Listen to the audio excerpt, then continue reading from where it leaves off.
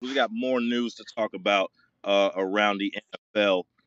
One one very interesting signing that I just saw. Uh, Tua Tagovailoa. What in the world is going on there, Tom? So Tua, as we know, was the Dolphins quarterback for the past few years.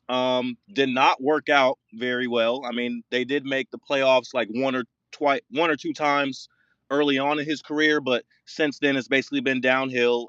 At times, we have been we as a collective we have been afraid for Tua to even play football because every few games this man plays, he gets hit and doesn't get back up, and um, to the point where like even he had personally seeked out medical professional advice about whether he should continue playing or not. So that's the kind of career we're talking about with this guy.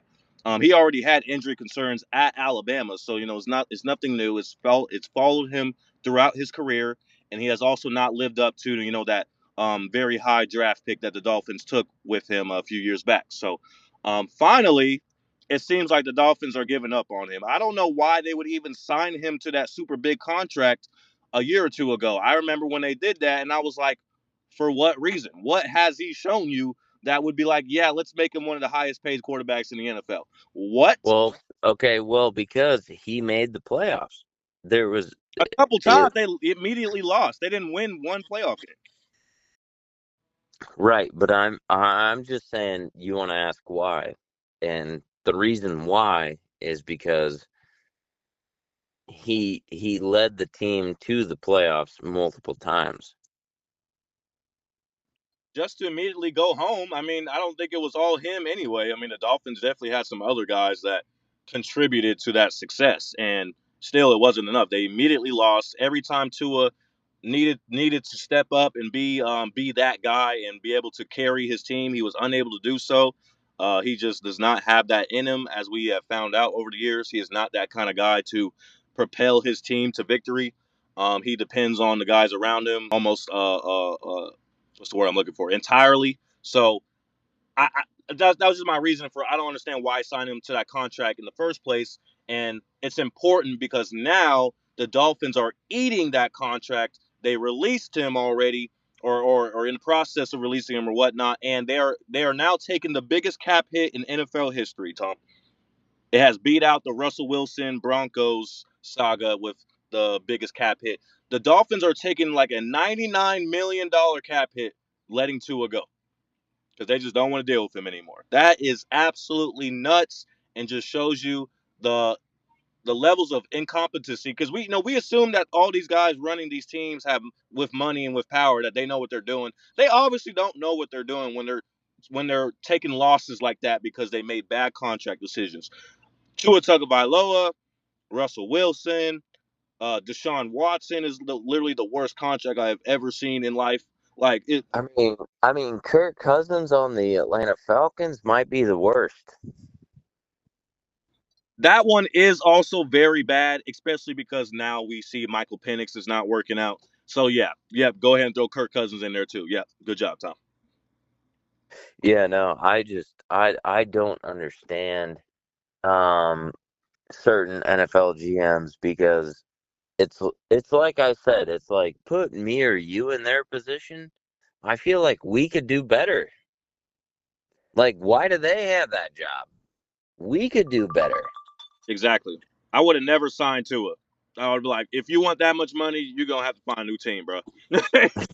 Like, Yeah, there's no. exactly. Exactly. It's like, bro, are you stupid? Like, okay, you're gonna sign him to an insane contract, and then just because he made the playoffs, you think he's the reason that they made the playoffs? Right. No. Like, no, it was the entire team. But he's the quarterback, so that they love to jerk off the quarterback. And let And me just remind you, all of you out there, for uh, all these just stupidly, insanely high quarterback contracts that we be seeing. Um, all these guys make more money than Tom Brady ever did. So There you go. I mean, like, if you're paying someone more money than GOAT, the guy that won 6, 7 Super Bowls, and you can't even get one playoff win out of your quarterback, Kirk Cousins, Tua Tagovailoa, Deshaun Watson, you can't even get one playoff win. Yet you're paying this guy more money than Tom Brady ever made. What are we doing? The guy that actually wins the Super Bowl every year, say Patrick Mahomes or a Jalen Hurts or even a Brock Purdy. He hasn't done it, but it's been very close. All those guys get paid less than these other guys we're talking about. What are we doing, bro? That's just I don't get it. I don't get it. Yeah, it's like, I mean, you're preaching to the choir over here, being a Vikings fan, where it's like, at least you understand why it's like, oh, if Drake May wants $160 million contract, yeah, he deserves it. He brought you to the Super Bowl after being absolutely terrible for years and years and years. Like, it just doesn't make sense. I don't know. I don't know, man. I don't know. Me either. I just be scratching my head, when I see things like this. It's like, okay, now Miami's going to take the biggest cap hit in NFL history. Who are they going to replace him with? Who are you going to replace him with when you're already paying a guy who's not going to be on your roster next year for $100 million? Like, the replacement's not going to be much better. It's going to be either a draft pick or it's going to be some other guy, free agent, that's not even as good as Tua. So you just continue to lose. And then another point, because you brought up the Vikings, because I think that's also a very interesting situation. Um, the Vikings and the Falcons were intermingled in the draft, a couple seasons ago with, Michael Penix and J.J. McCarthy, and all that going on, and Kirk Cousins going from the Vikings to the Falcons. So they were basically, intermingled in that relationship. Um, 2 years later, we're looking at that situation, and then both of them lost. Tom, both of those teams lost. The Falcons are losing because Michael Penix did not work out for them. Kirk Cousins is not working out for them. I mean, I think they actually are trying to keep him around or whatever, but like, they got two quarterbacks and neither of them were the answer. So they lost on both of those fronts. The Vikings thought that they were doing better by moving on from Kirk Cousins and getting J.J. McCarthy, and now that's not working out. Now they're trying to find a new quarterback. So both of these teams, Well, because of so the Vikings went from Kirk Cousins to J.J. McCarthy. J.J. McCarthy gets hurt, and then we have Sam Darnold, who plays one of the greatest seasons of all time, 14-3, and then the Vikings turn around and they go, you're not good enough. we can do Like, better. even yeah, we could do better than 14-3. It's like, oh, just because he lost in the first round? Like, are you kidding me? Look at the history of the Minnesota Vikings. You cannot you have got to be absolutely crazy to turn around and be like, "Oh yeah, you led us to a 14-3 season, but you lost in the first round of the playoffs. You're done. You're done. We would rather have a 23-year-old quarterback from a team at Michigan that runs the ball 75% of the fucking time." It's insane. Yeah, And then, huge mistake letting Sam Darnold walk out the building. That was probably the biggest mistake the Vikings have made. dog, we make mistakes all the time. But it's the same thing in Atlanta, where it's like, oh yeah, we're gonna sign Kirk Cousins for $184 million over 4 years, just to release him after what, 2 years, 1 year? Like, what are you doing? And then it's like, you turn around and it's like, what are the Vikings doing? Why did we release Kirk Cousins? And it's like, okay, you have Sam Darnold. He went 14-3. That's okay, yeah, cool. But don't turn around and cut the guy. Like, he just went 14-3. Had you the number one seed in the NFC. He literally played the absolute best that he could have ever played. And here we are. Same with the Atlanta Falcons. The Atlanta Falcons signed Tua Tagovailoa.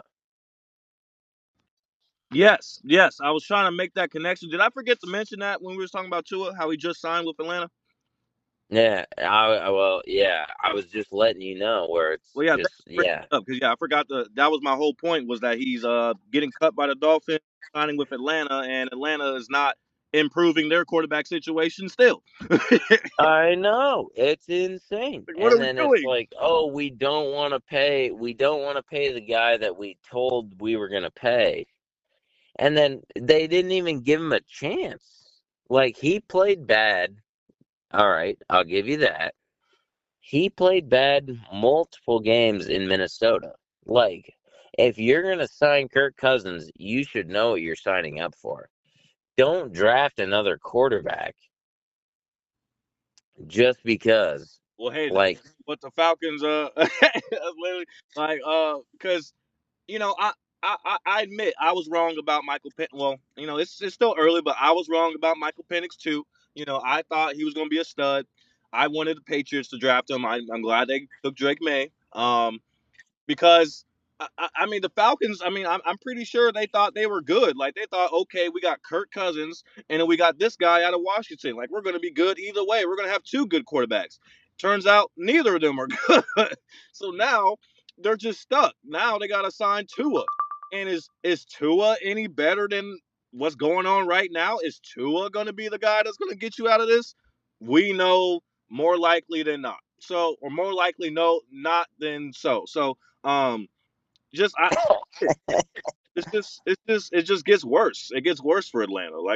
Atlanta is literally a competent quarterback away from winning the NFC South. The NFC South is the most winnable division in football year after year after year. All you need to get is a competent quarterback, and Atlanta should be able to win that division. Only competition being the Panthers a little bit and the Bucks. Like why is it so hard for them? I don't get it.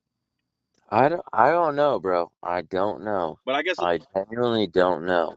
the Browns are trying to figure that out. The Raiders are trying to figure that out. The Jets. I guess it's not just a one team problem, but Yeah, well, you can't throw the Jets in there because the Jets just suck.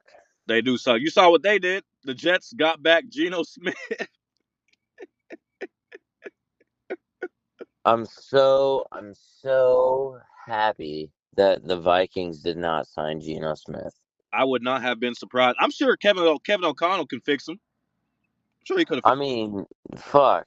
If he can fix if he can fix Geno Smith, he can fix Kyler Murray. Well, remember, just like 2 seasons ago, everybody was talking about how Geno Smith, all of a sudden resurrected his career. He went like 10 years being a backup, and all of a sudden he was playing like a Pro Bowler for a couple seasons, and then this last season, fell right back off. Yeah, I mean, we'll see. We'll see. I mean, he might still have something left in the tank, but I mean, he's going to the Jets, so obviously nothing's going to happen there. So, like you said, oh my goodness, just terrible, really. Yeah. Daniel Jones signs a 2-year contract with the Colts. I think that's interesting because as we remember, early on in the regular season, the Colts were looking like one of the best teams in the NFL for a few weeks, and then Daniel Jones got hurt, and that's kind of when the wheels fell off. So obviously, it seems like the Colts definitely recognized some potential with Daniel Jones during the early part of that season for them to make this move. What do you think about that? Um. I mean, Daniel Jones is good quarterback. Go on. He's like a Sam Darnold. I think so. I think they're very similar guys. You think they're making a good decision and signing him? I mean, I guess it's only 2 years, but uh, with how he performed early on in the season, you think this is a good move for them? Oh, for sure. If he can stay healthy, they'll be okay.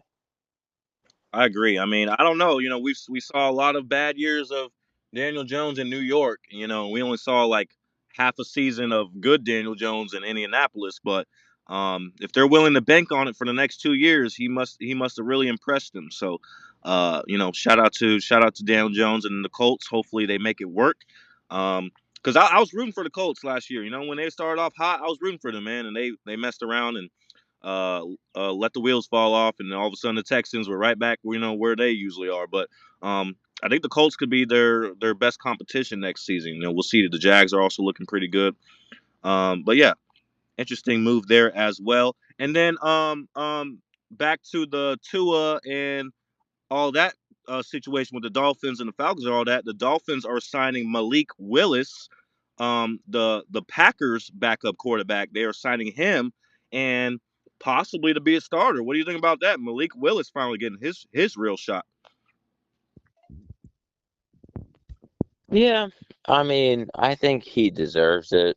He's played really well. Um, he's a good quarterback.